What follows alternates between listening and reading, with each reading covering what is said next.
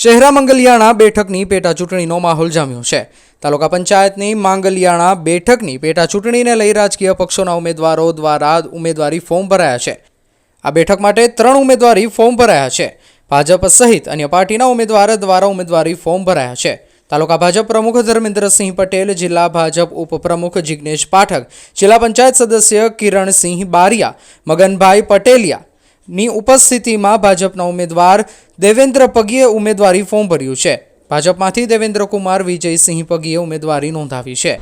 પેટા ચૂંટણીના અંતિમ દિવસે ભાજપ અને આપ પાર્ટીના ઉમેદવાર દ્વારા ફોર્મ ભરવામાં આવ્યા છે। રિપોર્ટર નિલેશ દરજી, પંચમહાલ।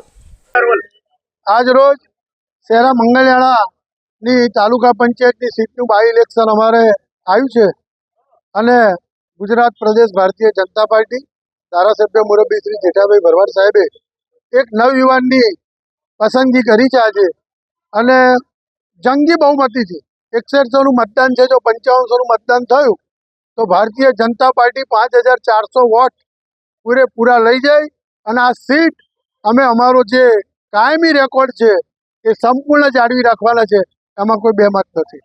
અને આજે આપ જોઈ શકો છો કે મોટી સંખ્યામાં ભારતીય જનતા પાર્ટીના ગામના સમર્થકો, આગેવાનો, વડીલો, માતાઓ, બહેનો ખૂબ મોટી સંખ્યામાં ઉપસ્થિત રહી અને આજે અમે ફોર્મ ભરવા માટે પધાર્યા છીએ। મારું નામ જિગ્નેશ કુમાર શિવશંકર પાઠક, પંચમહાલ જિલ્લા ભારતીય જનતા પાર્ટીના ઉપપ્રમુખ।